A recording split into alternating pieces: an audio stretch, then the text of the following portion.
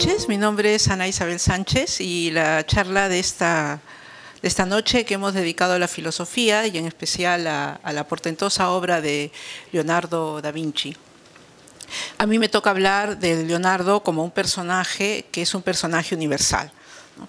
Es muy difícil abarcar todas las facetas de un personaje como Leonardo da Vinci, ¿no? Porque es muy, pero muy genial y muy, pero muy completo, ¿no?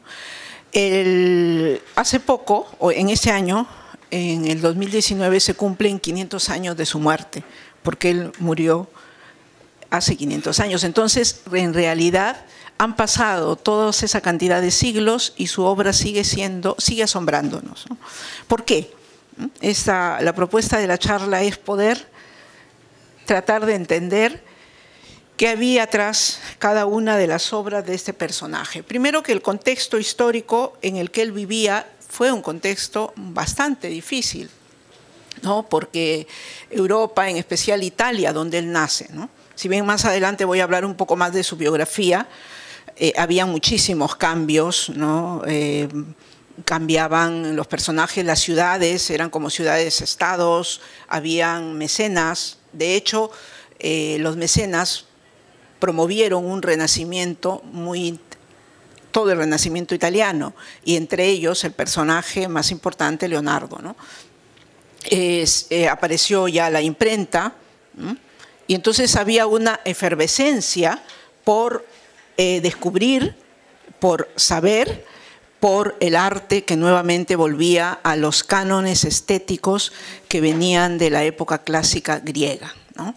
Al mismo Leonardo en algún momento le dijeron que era un nuevo Apeles, ¿no? Un nuevo gran escultor y gran pintor. Entonces, todo ese momento y en esa efervescencia, tanto política como cultural, artística y científica, se desenvuelve nuestro personaje, Leonardo, que en realidad su nombre auténtico es Leonardo de Piero de Vinci, porque su padre era Pedro de la ciudad de Vinci, ¿no? En realidad no es que da Vinci sea su apellido, en realidad es el lugar donde él nació, ¿no? Pero en ese momento las personas eran llamadas de esa manera. Bien. Entonces, su personalidad.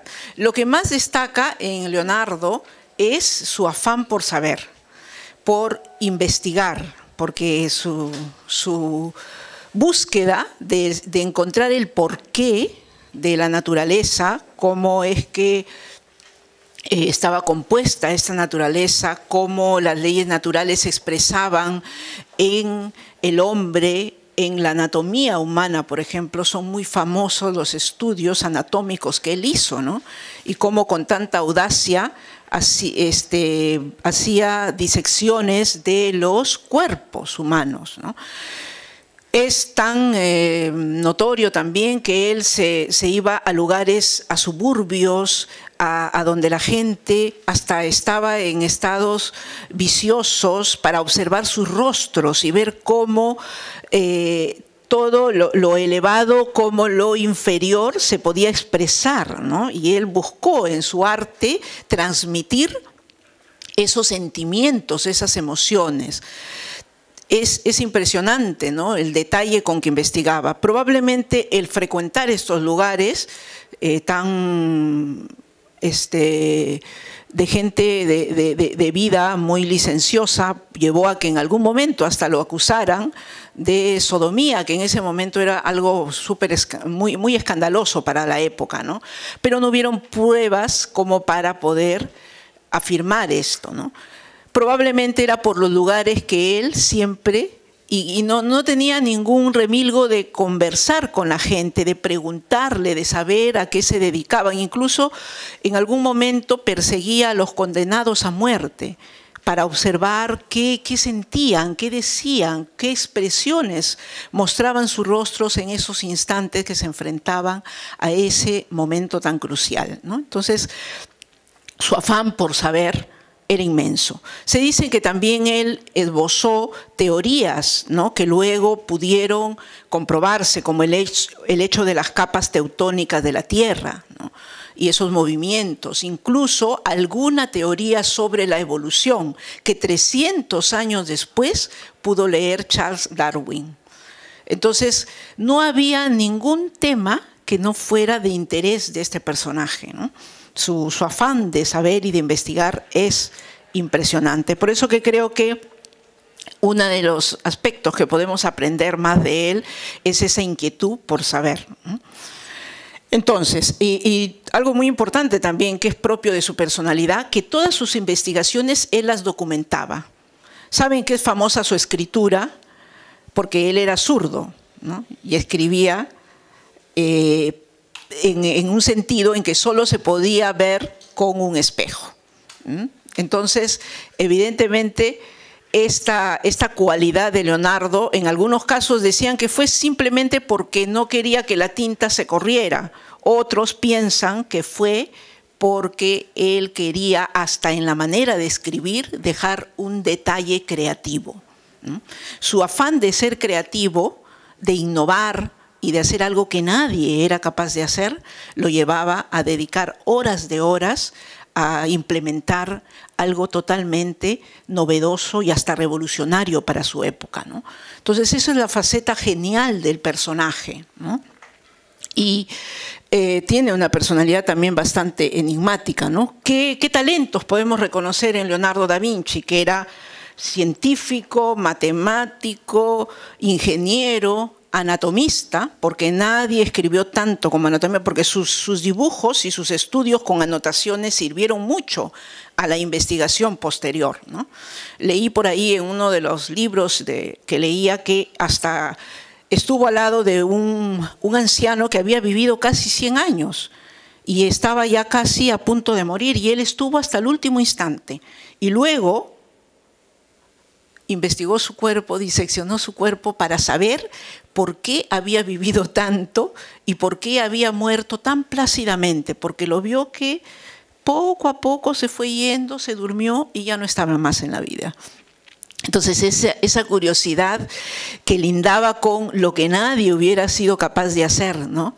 Que era creo que uno de los personajes que más amó la ciencia y poder aprender a través de ella, ¿no? Entonces también era arquitecto, escultor, músico, porque diseñó instrumentos musicales, dado que cuando él era contratado en las cortes de ese momento, ¿no? De los mecenas que lo contrataban o los personajes a los cuales él servía, realmente hacía de todo, desde diseñar los trajes, la comida para el evento, para las bodas o las reuniones especiales que habían, la decoración del lugar. No había nada que él no pudiera hacer. Nada, absolutamente nada. Y si se lo preguntaban, él decía que podía hacerlo, ¿no? Es más, ya se lo había imaginado, ya había hecho anotaciones, ya había hecho investigaciones acerca del tema, ¿no? Entonces, pintor, que sabemos, y botánico, ¿no? Porque estudió muchísimo también las plantas. De hecho, en sus pinturas vamos a encontrar paisajes, porque tiene cuidado de agregar el paisaje en su más auténtica expresión del lugar, ¿no? De los lugares. Bueno, nació en la Toscana, que es una zona de Italia hermosísima, ¿no? En su esplendor de naturaleza. Entonces, desde muy pequeño tuvo inspiración, ¿no? por ver esos lugares. Se dice que pasaba horas de horas observando, ¿no?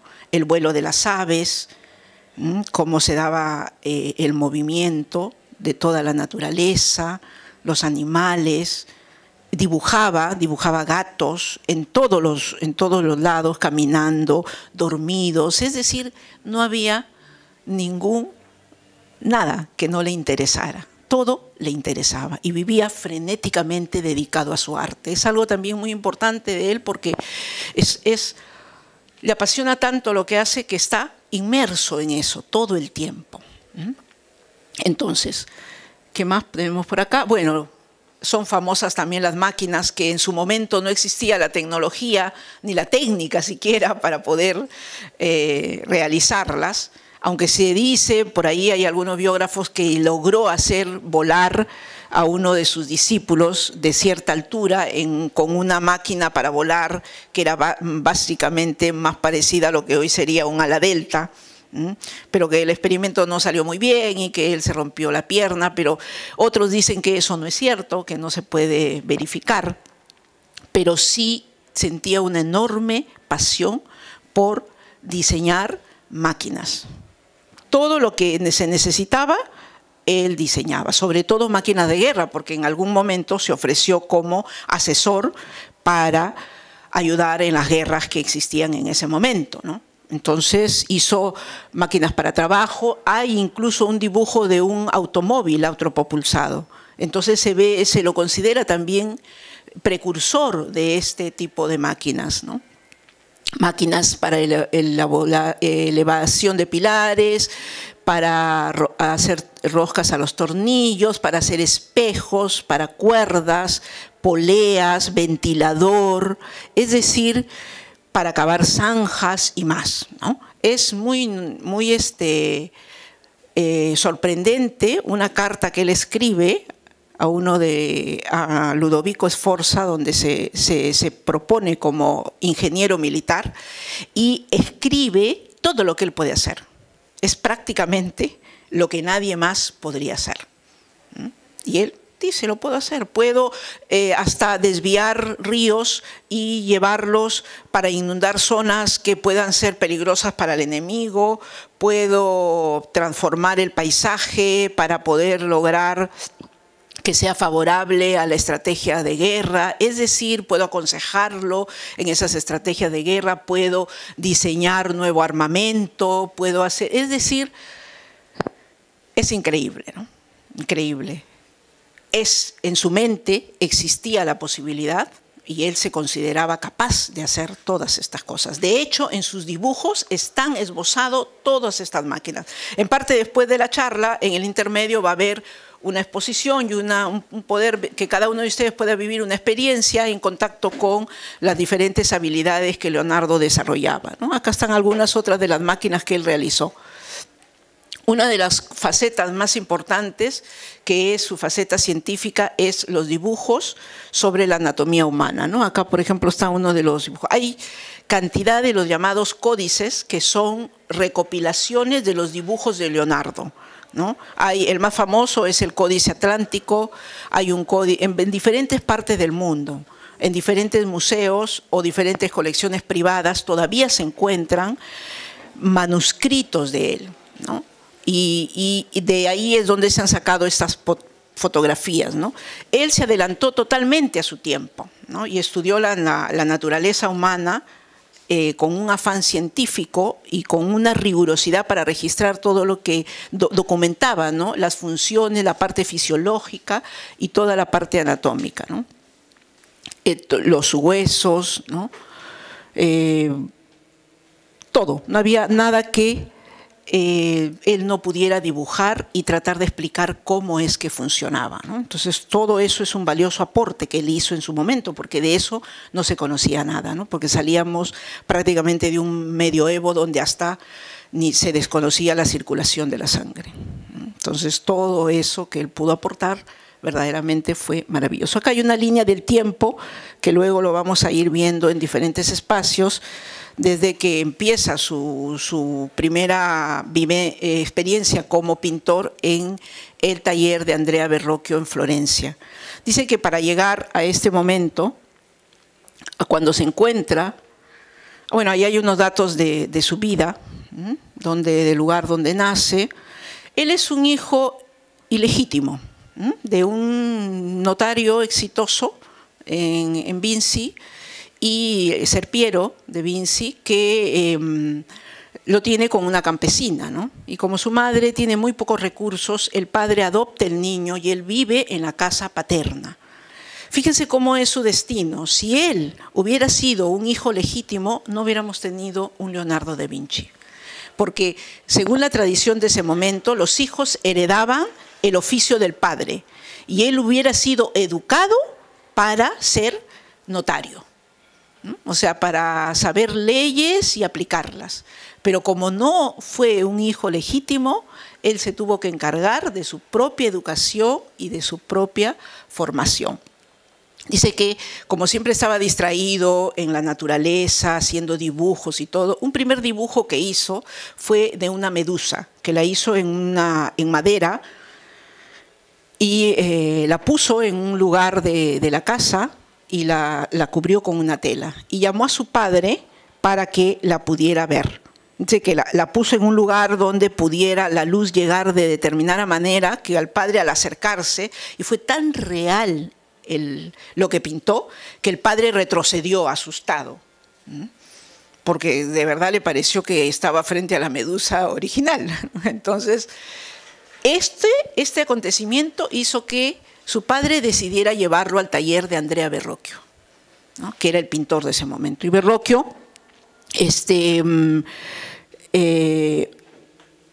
aquí está, es Andrea Verrocchio, el maestro de Leonardo, el que le enseñó a pintar, le enseñó pintura, le enseñó escultura. Bueno, es un dibujo de la época, pero acá es notable en este momento que Leonardo tenía 20 años. Era muy joven, pero ya era pues un artista de la pintura consumado, ¿no?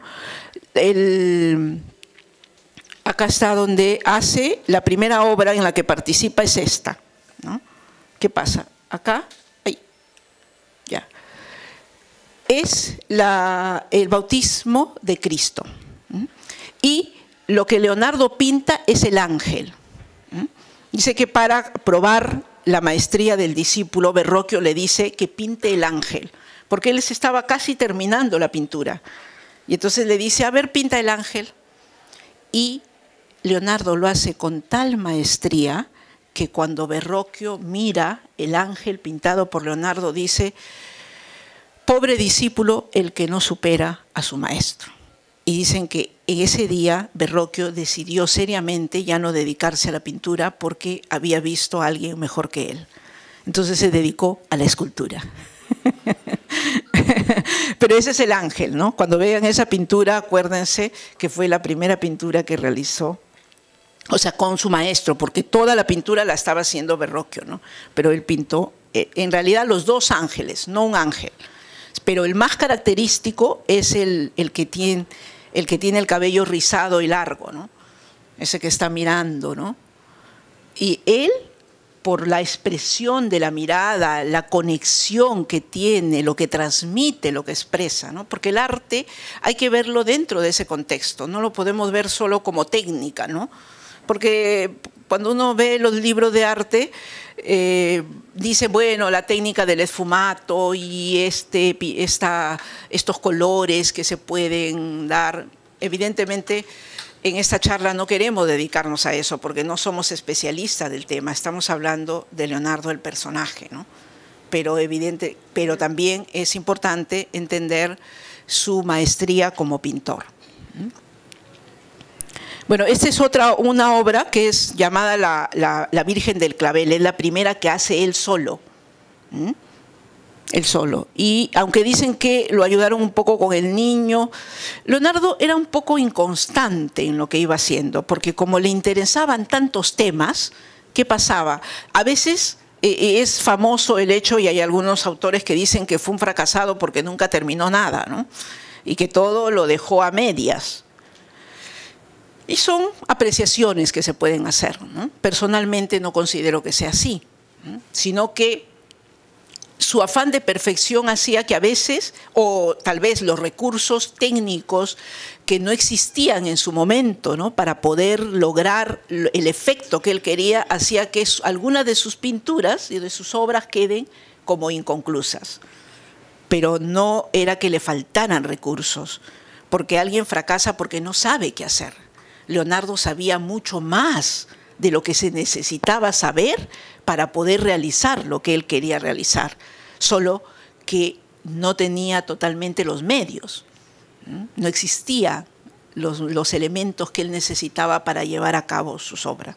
Por eso que cuando hoy se puede ver todo lo que él visionó en su momento, podemos decir gracias por soñarlo gracias por impulsarlo, gracias por crearlo, gracias por iniciarlo, ¿no?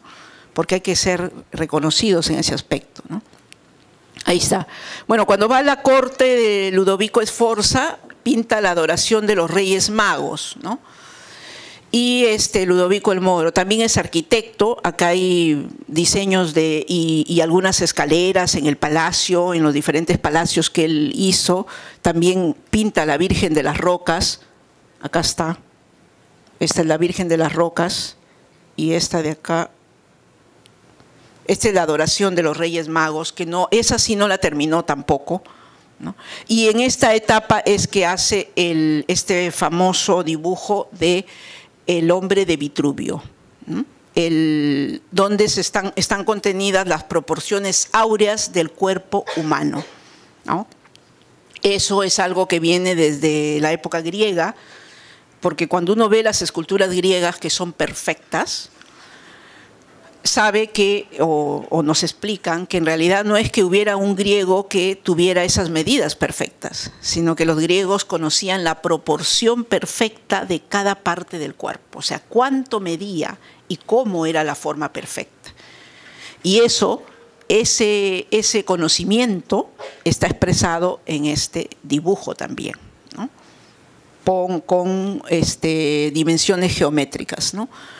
La parte de ingeniero que hace, ¿no? En esta etapa también pinta la Última Cena. Hace máquinas voladoras o diseña máquinas voladoras, artefactos bélicos, ¿no? Y escribe un tratado sobre pintura. Una buena parte de las obras de Leonardo se han perdido, pero algunas sí se conservan. Y el Códice del vuelo de las aves es el más famoso, porque ese es un pensamiento de él. Esta frase de Leonardo es la que, para algunos biógrafos, corrobora que él hizo volar a uno de sus discípulos con sus alas inspiradas en los murciélagos, ¿no? O en las aves, ¿no? Porque dice, hará el primer vuelo, lanzado desde la cima del monte Cesero, esta gran ave, llenando el universo de asombro, llenando todos los escritos con su forma y gloria eterna, hasta el nido donde nació. Eso es el sueño de poder volar, o de tener una máquina que al ser humano le permitiera volar, ¿no? Que es una característica de él. Bueno, es precursor de los helicópteros, ¿no? Precursor de los paracaídas, precursor de los aviones también, ¿no? Porque estudió todo esto. Y bueno, en esta es la etapa donde vuelve a Milán y pinta la Gioconda, el famoso retrato que está en el Museo del Louvre. A ver, levanten las manos quienes la han visto, de lejitos nomás. Qué mal, ¿no? Uno va con una ilusión tremenda de poder verla de cerca y está detrás de un vidrio gruesísimo y está la cantidad de personas que hay ahí que la ves, pues, la ves un poco. Has estado ahí, ¿no? Has visto el cuadro original, ¿no? Además que es un poco pequeña, ¿no? Porque ese es uno de los retratos que lo acompañó y estuvo con él en el momento de su muerte. Y luego, bueno, estuvo mucho tiempo en Francia. Y por ahí encontré una historia que la robaron por un tiempo. Fue hurtada porque estaba colgada. Ahora entiendo por qué la han puesto bajo vidrios, ¿no? y gruesos, ¿no? Pero es una de las obras maravillosas. Hay mucha teoría acerca de si fue verdaderamente la esposa del mercader llamado Giocondo, y por eso le dicen la Gioconda. Es decir, algunos dicen que no existió el personaje. Yo leí por ahí que sí, que el personaje existió y que para lograr que ella estuviera relajada y pudiera tener una sonrisa especial para poder pintar, él hacía que esté un músico interpretando música de tal manera que ella esté inspirada y tenga esa plácida sonrisa, ¿no? Pero evidentemente, más allá de que el personaje haya existido, la genialidad de Leonardo con esta técnica del esfumato, transmitir un cuadro que desde el momento que él lo pintó, todos querían verlo, porque decían que estaba viva. que casi sentían que en su cuello se sentía la respiración, ¿no? Porque si hay algo espectacular en él es que en sus pinturas, la mirada de los personajes, hay luz, brilla su mirada, transmiten una emoción, ¿no? Te conectas de una forma tan grande con el personaje que aprendes mucho más allá, que es la misión del arte. El arte tiene que transmitir belleza, un asombro, y nos tiene que mover el alma hacia una serie de preguntas y una búsqueda y una profundización, porque de eso se trata el arte, ¿no? De una comunicación con aspectos más espirituales del ser humano. Y Leonardo logra esto de una manera magistral. O sea, como ningún otro personaje lo ha podido lograr, ¿no? Por eso que a pesar de tener muchas obras inconclusas, a pesar de haber compartido, ¿no?, con otros genios como Miguel Ángel Buonarroti, ¿no?, que también uno admira sus esculturas y son impresionantes, ¿no? A pesar de todo eso, es considerado el más completo genio del Renacimiento. En el 2018, 10,2 millones de personas han visitado este cuadro. O sea, si hay alguien que arrasa en taquilla de visitas y personajes, es este cuadro y de la Gioconda, ¿no?, de Leonardo. Y bueno, esta es la última cena, que como saben, él agrupó los personajes expresando todo un tipo de, porque ahí la escena es cuando Cristo dice que uno de sus discípulos lo va a traicionar, ¿no?, y que está ahí entre ellos, ¿no? Entonces entre ellos conversan, tratan de ver. Entonces, lamentablemente esta obra está casi deteriorada, ¿no? Está en el refectorio de Santa María de las Gracias en Milán, ¿no? Y es bien grande, es una pared muy grande y parece ser que originalmente estuvo alta, ¿no? Por ahí hay un biógrafo que escribe comentarios de la gente que pasaba cuando Leonardo, pasaba y miraba observando a Leonardo cuando estaba pintando esta pintura, cuando estaba diseñando los personajes, ¿no? Y dice que quedaban asombrados de lo que transmitían cada uno de los personajes, ¿no? O sea, cada pintura es para hacer toda una clase de análisis, no solo de técnica artística, sino de pintura, sino fundamentalmente de lo que comunicaba, ¿no? Bueno, es llamado a Francia por el rey Luis XII, ¿no? Allí es donde pinta Santa Ana y la Virgen, que es este cuadro de acá. Aquí también es magistral el rostro de Santa Ana, que plácidamente mira, ¿no?, al niño, al cordero.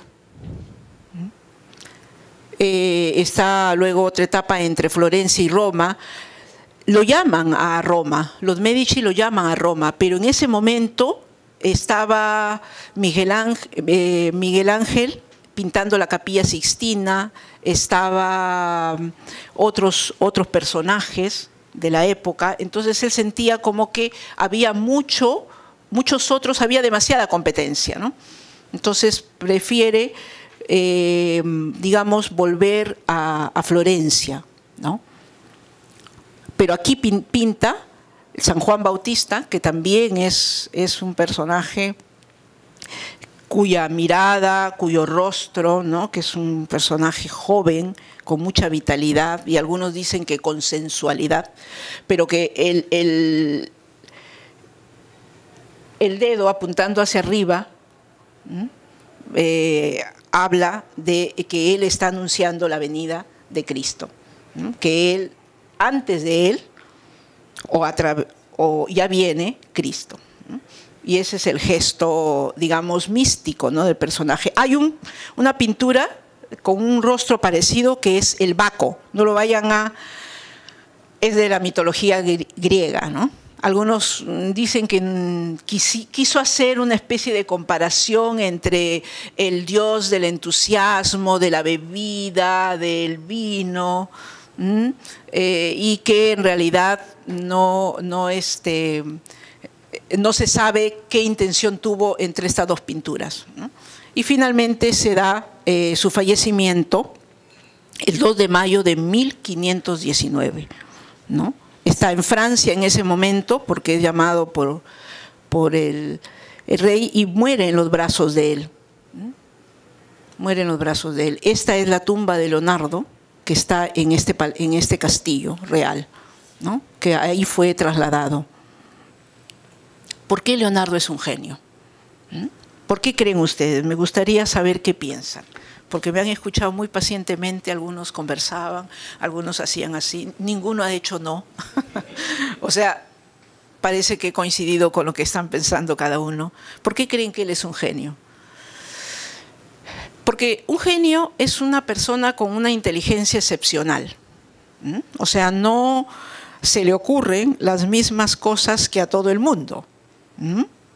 Realmente su intelecto es tremendamente creativo, ¿no? Tremendamente creativo, aporta originalidad y hasta innovación, ¿no? Es genial porque él observa el mundo, lo entiende, con afán científico lo investiga y luego lo muestra a través del arte. Si hay algo que podemos destacar de Leonardo es cómo él une la ciencia y el arte. El pensamiento, porque sus pinturas te hacen pensar, te hacen profundizar y te elevan de manera natural, ¿no? O sea, te hacen percibir la belleza, pero a la vez te hacen reflexionar sobre tanto que nos falta descubrir, todavía aprender. Entonces, eso es algo extraordinario, ¿no?, que encontramos de él. Su pensamiento fue innovador totalmente, muy innovador para la época, ¿no?, y sigue siendo innovador. Y se acabó. Y algo muy importante, ¿no?, que tenemos que reconocer de Leonardo, ¿no?, que es el sentido humano con que él nos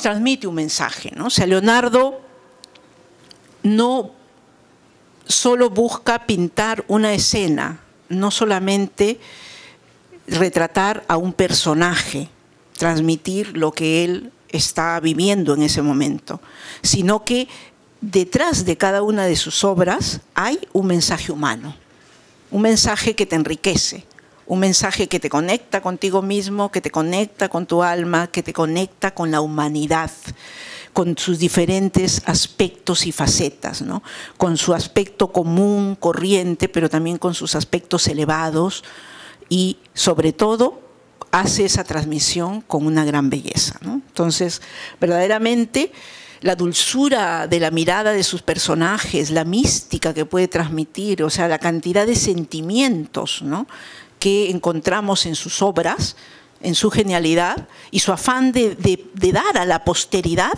todo, absolutamente todo lo que él tiene, todo lo que puede saber y todo lo que puede transmitir para bien de que esa humanidad pueda seguir progresando y siga creciendo.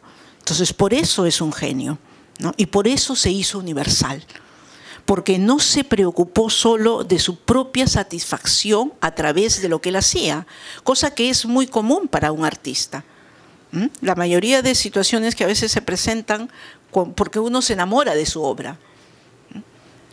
Leonardo no se enamoraba de su obra, estaba enamorado de la vida, estaba enamorado de la ciencia, estaba enamorado del conocimiento, estaba enamorado de la belleza y dejaba todo su ser para que aquellos que luego pudieran ver sus obras se conectaran con ese sentimiento y con ese legado que nos dio. Y esa es la grandeza de Leonardo, ¿no? Más allá de que tiene que haber sido un ser humano como muchos, con tristezas, con retos, con desafíos, con una vida cotidiana, pero él trascendió lo cotidiano, trascendió lo común, trascendió y 500 años después estamos aquí, admirando su afán de volar. Tal vez no pudo hacer volar físicamente un aparato, o tal vez sí lo logró, pero lo que sí, su pensamiento voló y seguirá volando y llegando a miles y miles de generaciones, millones y millones de generaciones que miraremos asombrados la genialidad de este portentoso genio. Muchas gracias.